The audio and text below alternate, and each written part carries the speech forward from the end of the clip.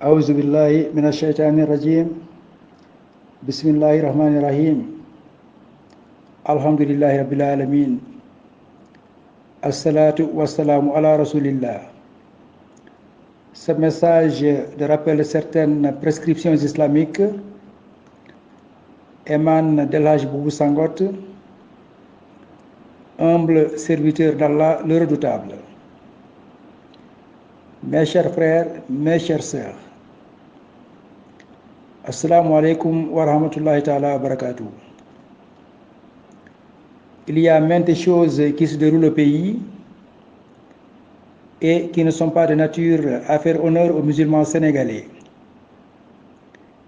En effet, le fait que ces derniers ne s'entendent pas souvent sur les dates de début et ou de fin de Ramadan ne rehausse point le prestige de l'islam. Les prescriptions divines afférentes au croissant lunaire paraissent pourtant bien claires. Pour nous autres, les simples gens en tout cas. Le saint messager d'Allah Muhammad sallallahu alayhi wa sallam a dit en effet: le mois de Ramadan est de 29 jours. Ne jeûnez alors que lorsque vous apercevez le croissant lunaire. S'il n'est pas possible de l'apercevoir, complétez dans ce cas le mois à 30 jours. Jeûnez et rompez votre jeûne à la vue du croissant lunaire. S'il est voilé, complétez le compte jusqu'à 30 jours. Telle est la règle. Le respecté prophète a aussi clairement expliqué que pour confirmer le début du mois de Ramadan, le témoignage de deux ou même d'un seul honnête croyant suffit. Mais pour la fin de Ramadan, il est exigé le témoignage de deux croyants au moins. Par ailleurs,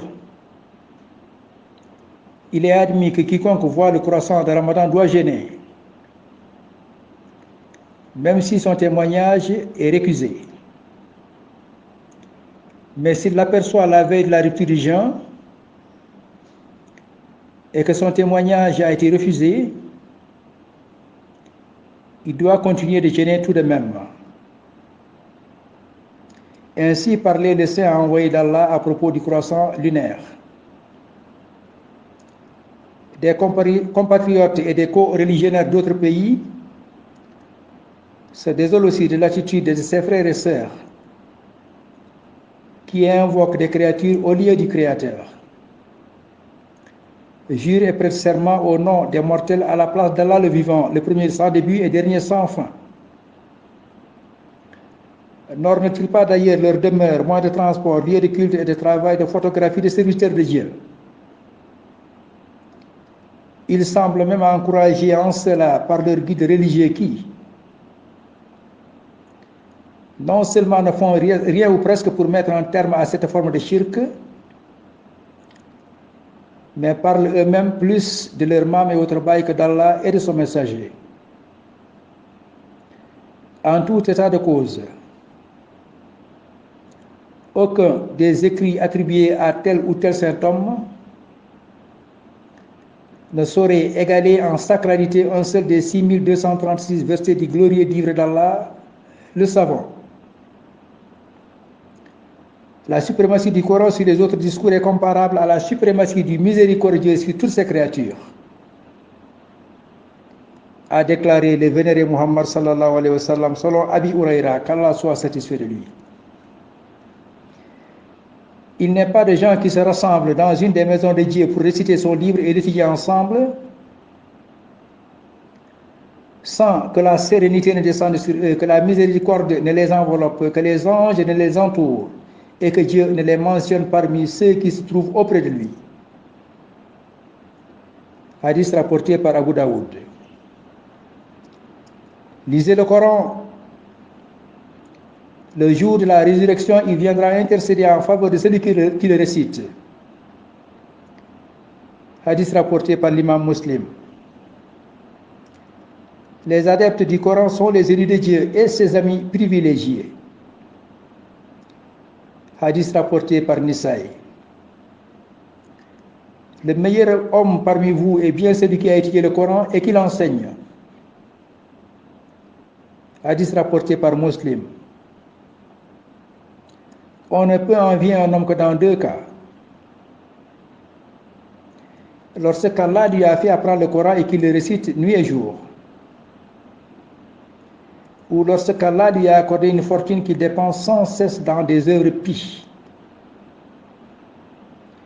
Hadith rapporté par l'imam Bukhari. Quiconque écoute attentivement un verset du livre de Dieu, Allah lui inscrira une double bonne œuvre. Et quiconque récite un des versets du livre d'Allah, ça lui sera au jour de la résurrection une lumière.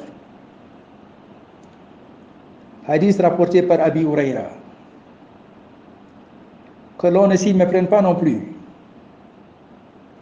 Car aucune autre ville au monde ne sera, d'ici à la fin des temps, aussi sainte que la Mecque ou Médine ou Al-Aqsa. Maintes déclarations du noble messager d'Allah, sallallahu alayhi wa sallam, l'attestent. Quiconque fait 50 fois le tour de la Kaaba sera débarrassé de ses péchés comme au jour de sa naissance. Hadith rapporté par At-Tirmizi. Une prière accomplie dans la mosquée sacrée à la Mecque vaut 100 000 autres prières faites dans toute autre mosquée. Une prière effectuée dans ma mosquée à Médine vaut 1000 prières effectuées dans les autres mosquées. Et une prière faite dans la mosquée Al-Aqsa à Jérusalem vaut 500 prières accomplies ailleurs, a enseigné le messager d'Allah Muhammad sallallahu alayhi wa sallam d'après un hadith rapporté par At-Tabarani. Le sceau des envoyés a aussi dit concernant la Mecque, à l'occasion de son discours d'adieu tenu sur le mont Arafat: Homme, Allah a sanctifié la Mecque le jour où il a créé les cieux et la terre. La ville restera sainte de la sainteté d'Allah jusqu'au jour de la résurrection. Il n'est pas licite que quelqu'un qui croit en Allah et au jour du jugement dernier y verse du sang ou y coupe un arbre. Désormais, la sainteté de la ville reste aussi intacte que par le passé. Que ceux qui sont présents transmettent mes paroles aux absents.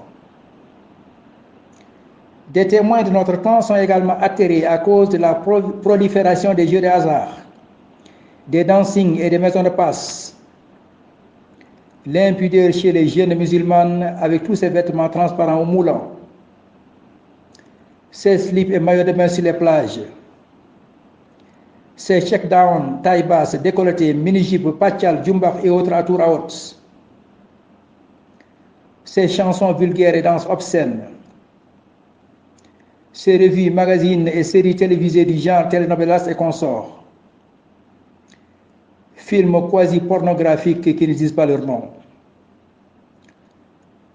Cette banalisation de la sexualité, des viols, de la pédophilie, de l'homosexualité, de la franc-maçonnerie, des grossesses et naissances extra-conjugales, l'expansion de l'alcoolisme, du tabagisme qui est classé désormais par l'Organisation mondiale de la santé comme une drogue dure et qui tue plus que l'alcool, la cocaïne, l'héroïne, les homicides, les suicides, les accidents, les incendies et le sida réunis, avec ses 6 millions de morts par an, qui ôtent même la vie à d'innocentes personnes dont le seul tort est d'avoir inhalé la fumée des autres, qui engendre à lui tout seul plus de 23 maladies, dont près de 75% des cas de cancer. L'impuissance sexuelle, la stérilité et l'infertilité. Imaginez, mes chers frères, mes chères sœurs, qu'une cigarette, une seule cigarette, réduit de 6 minutes l'espérance de vie du fumeur et qu'une personne meurt toutes les 5 secondes dans le monde du fait du tabac. Comment ne pas s'inquiéter face à l'expansion des salons où l'on fait des coiffures avec des mèches artificielles ou naturelles? Nos épouses, nos sœurs, nos filles, nos nièces, nos petites filles se font toutes poser des greffages de cheveux et des perruques qui se trouvent être interdits en islam. En effet, d'après un hadith rapporté par l'imam Bukhari et autres, la mère des croyants, Aïcha et sa sœur Asma, ainsi qu'Ibn Masaoud, Ibn Omar et Abu Huraira, qu'Allah soit satisfait de tous, on dit que le messager d'Allah sallallahu alayhi wa sallam a interdit les mèches et maudit non seulement une femme qui fabrique la perruque, mais aussi celle qui, même si elle n'a plus un seul cheveu sur la tête du fait d'une maladie ou pour toute autre cause, la porte. D'après Asma bint Abu Bakr, une femme vint trouver le prophète sallallahu alayhi wa sallam et lui dit: ô envoyé d'Allah, je viens de marier ma fille et, à la suite d'une rougeole, ses cheveux sont tombés. Puis-je lui mettre des faux cheveux? L'envoyé d'Allah sallallahu alayhi wa sallam répondit: Allah a maudit les femmes qui mettent aux autres des faux cheveux et celles qui s'en font mettre. Hadith rapporté par l'imam Muslim. Il s'agit, selon les savants musulmans, de tous les genres de cheveux, naturels comme artificiels. Que dire aussi de ces femmes qui changent délibérément la belle couleur noire qu'Allah a choisie pour leur peau? Pratique on ne peut plus néfaste et nuisible à la santé et qui plus est, constitue en soi un défi envers le Créateur de l'univers et de ses habitants, lequel Allah nous a façonné selon l'excellente forme qu'il a voulu. Comment ne pas se désoler face à ces concours de Miss au cours desquels des jeunes filles défilent presque nues, et de Miss Jongoma où des femmes, la trentaine bien sonnée, déambulent nonchalamment en exposant publiquement leur corps sans pudeur aucune. Dans un pays où la population est constituée de plus de 97% de musulmans. Pur libertinage que tout cela et qui devrait normalement heurter la conscience des disciples des vénérés Isa ibn Maryam et Muhammad sallallahu alayhi wa sallam, que sont les musulmans. Combien sont-ils ceux qui, dès l'aube naissante, envahissent les stades pour y attendre des matchs de football ou des combats de lutte prévus pour démarrer au coucher du soleil et qui, ce faisant, sinon n'accomplissent pas 3 voire 4 des 5 prières canoniques, du moins ne les effectuent pas à leurs heures prescrites, au mépris des prescriptions coraniques et des enseignements du respecté messager d'Allah Muhammad sallallahu alayhi wa sallam. Soyez assidus au salat et surtout la salat médiane al-Asr. Et tenez-vous debout devant Allah avec humilité. Sourate 2, verset 238 du Saint-Coran. La prière doit être accomplie aux heures prescrites. Sourate 4, verset 103 du Saint-Coran. Que celui qui oublie une prière canonique l'accomplisse quand il s'en souvient, car c'est le seul moyen de l'expiation. Hadith rapporté par Anas. Dieu a institué pour les gens 5 prières obligatoires.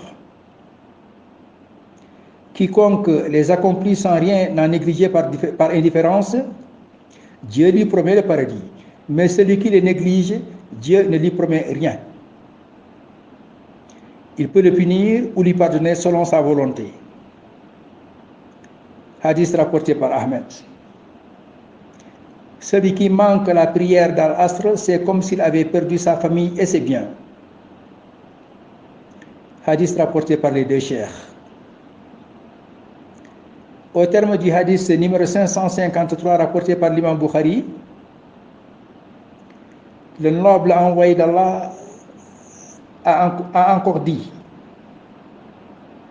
quiconque laisse intentionnellement la prière dans l'asr passer sans l'accomplir à son heure fixe verra ses bonnes œuvres annulées.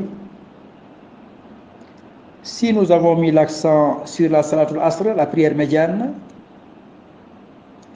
c'est surtout parce qu'à son heure fixe, les mordus du ballon rond et les amateurs de lutte se trouvent souvent dans les stades ou dans les arènes. Mais nous pouvons en dire autant aussi des autres prières canoniques quotidiennes et même de celles surérogatoires.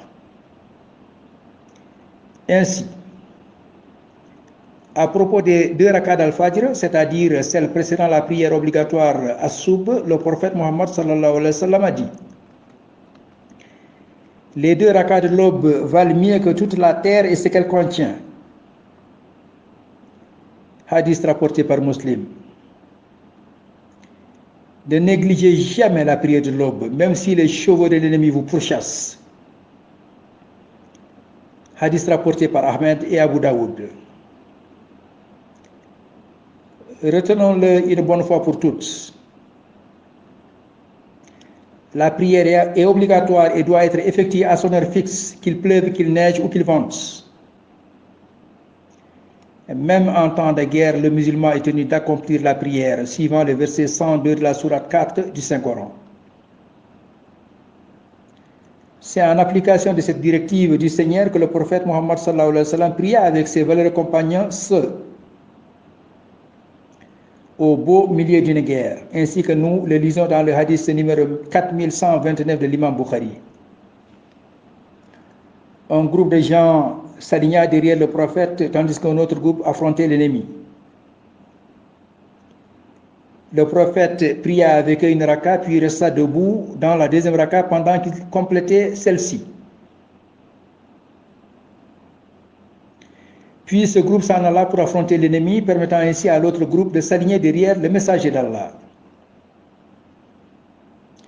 Celui-ci pria sa deuxième raka avec eux, puis s'assit en attendant qu'ils finissent à leur tour le deuxième raka, puis le prophète prononça le salut final. Aussi, une fois qu'Abdallah bin Mas'ud, qu'Allah soit satisfait de lui, lui demanda quelle est l'œuvre la plus méritoire après la foi. Le messager d'Allah répondit: c'est d'accomplir la prière à son heure fixe. Hadith rapporté par Muslim.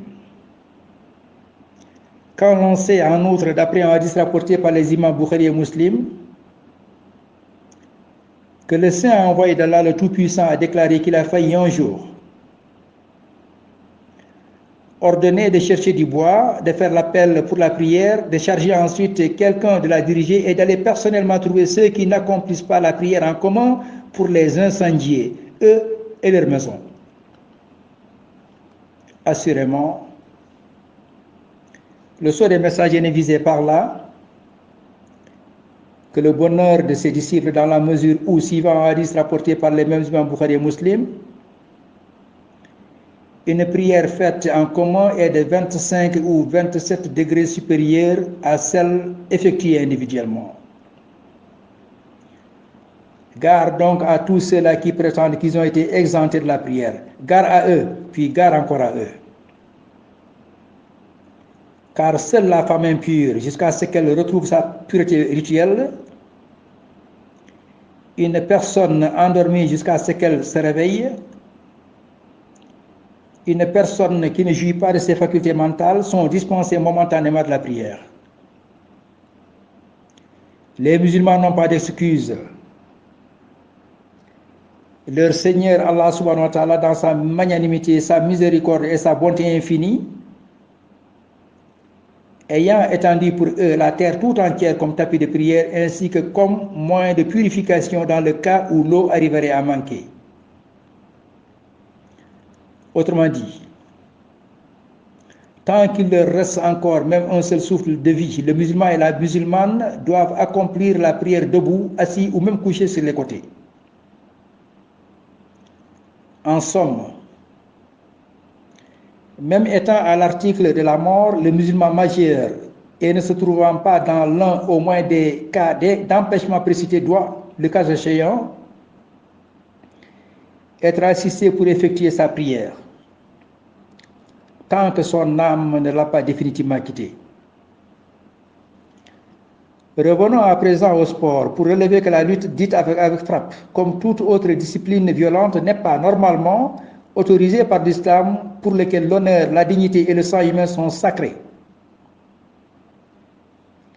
Comment l'islam qui interdit de faire du mal même à un animal tolérerait-il la violence administrée volontairement à un être humain, comme dans le cas de la lutte avec frappe par exemple?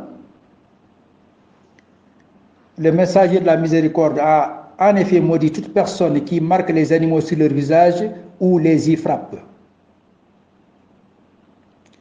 Le fils d'Omar, ayant vu un jour des gens se servir d'une poule comme cible pour s'entraîner au tir à l'arc, leur dit: le prophète a maudit celui qui prend pour cible un être vivant. Si donc l'islam a condamné la violence à l'égard des animaux, à combien plus forte raison ne le ferait-il pas à l'encontre de la boxe cyniquement appelée d'ailleurs noble art, ou de la lutte avec frappe où l'on voit des lutteurs se pavaner nus? Car en islam, la nudité de l'homme s'étend du nombril au genou. Il se trouve que nos lutteurs dans l'arène ne couvrent que leurs parties intimes, exhibant tout le reste de leur corps recouvert par-dessus le marché de masses de gris-gris et autres amulettes de toutes sortes dignes de la période pré-islamique. Jusqu'à quand durera le mutisme face à ces soirées dites religieuses de week-end? Véritable tapage nocturne au cours desquels des haut-parleurs diffusent à longueur de nuit des chansons assourdissantes, perturbant ainsi la quiétude d'honnêtes gens qui ne peuvent même pas se faisant se reposer, dormir, prier ou exercer leur zikr convenablement. Et pourtant, l'on rapporte que le prophète Mohammed sallallahu alayhi wa sallam a une fois condamné une femme qui, tenez-vous bien, mes chers frères, mes chères sœurs, jeûner le jour et passer ses nuits à adorer le Seigneur par des prières surérogatoires, mais qui, en récitant les sourates coraniques à haute voix, dérangeait l'un de ses voisins qui s'en plaignit alors auprès du respecté envoyé d'Allah. La sentence de ce dernier fut sans équivoque. Si cette femme n'arrête pas ce qu'elle fait, elle risquerait d'aller en enfer.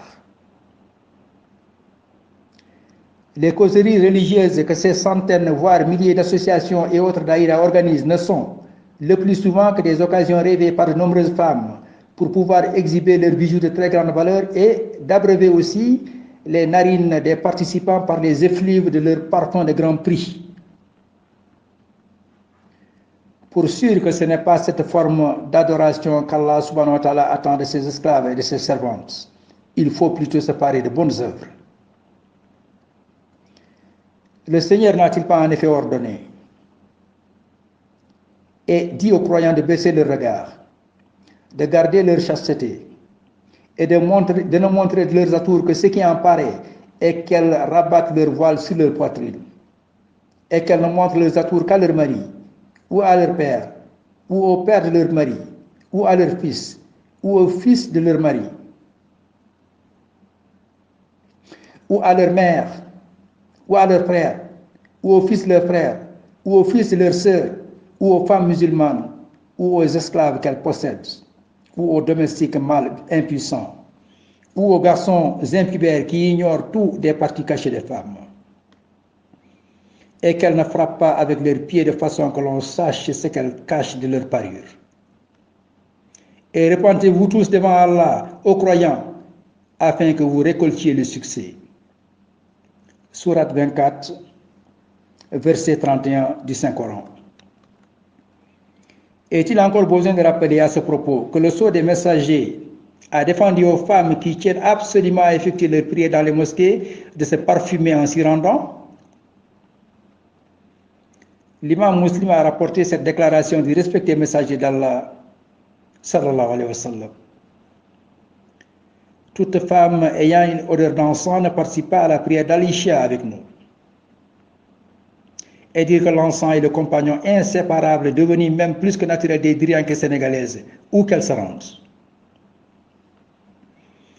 Même les décès avec les célébrations des 8e et 40e jours sont devenus des occasions de bombance au cours desquelles béliers et bœufs sont égorgés, des boissons en grande quantité servies, des billets de banque distribués aux griots et autres troubadours, venus chanter les louanges du défunt qui a pourtant, pour son absolution, plutôt besoin d'une fatiha, qui est la sourate la plus importante de toutes les 114 sourates que comptent les 5 Corans, suivie de 11 fois la sourate Al-Ikhlas, qui est la carte d'identité d'Allah subhanahu wa ta'ala, et qui équivaut au tiers du glorieux livre du Seigneur des mondes, et de Ayatul Kursi, que le sceau des messagers a présenté comme étant le meilleur de tous les versets coraniques. Et souvent, la famille endeuillée s'en retrouve davantage endettée, plus que du vivant du défunt, subissant ainsi une perte supplémentaire, alors qu'elle ne devrait normalement être l'objet d'aucune autre épreuve. Bien au contraire, les parents et voisins de la famille endeuillée se doivent de s'acquitter de leur devoir d'hospitalité au profit des hôtes venus d'endroits divers et lointains présenter leurs condoléances. C'est en tout cas ce que le saint messager Mohammed avait recommandé. Préparez pour la famille de Jafar un repas, car ils ont d'autres préoccupations, avait-il dit à l'occasion du martyre de Jafar, son brave et jeune compagnon, qu'Allah soit satisfait de lui. Par ailleurs, certains cheikhs et sérines sont devenus, pour de nombreux talibés, plus importants même que leurs propres géniteurs, cependant que le Seigneur a ordonné à l'égard des parents n'adorer qu'Allah et de la bonté envers les pères et mères. Si l'un d'eux ou tous deux doivent atteindre la vieillesse auprès de toi, alors ne leur dis pas fi et ne les brusque pas, mais adresse-leur des paroles respectueuses et par miséricorde, abaisse pour eux l'aile de l'humilité et dis: ô mon Seigneur, fais-leur à tous les deux miséricorde, comme ils m'ont élevé tout petit. Sourate 17, versets 23 et 24 du Saint-Coran. Nous avons recommandé à l'homme la bienfaisance envers ses pères et mères.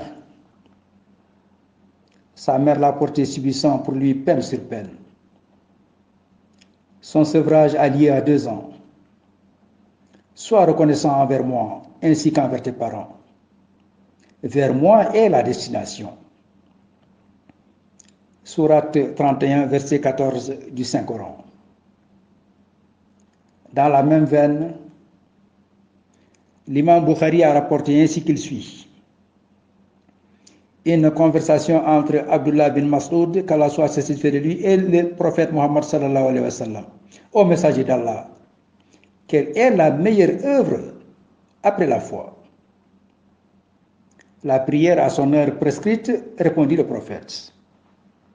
Et après la prière, l'obéissance et la bonté envers les pères et mères.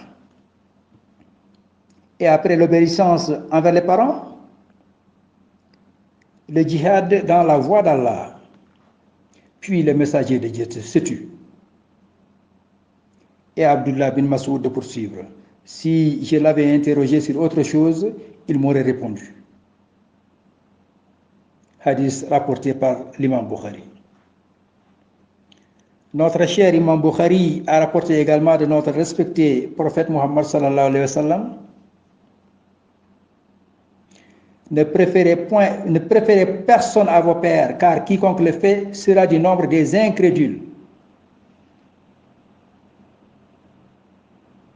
Ne préférez personne à vos pères, car quiconque le fait sera du nombre des incrédules. Il demeure toutefois que la personne du noble messager d'Allah, qui a été envoyé aussi pour parfaire les bonnes manières,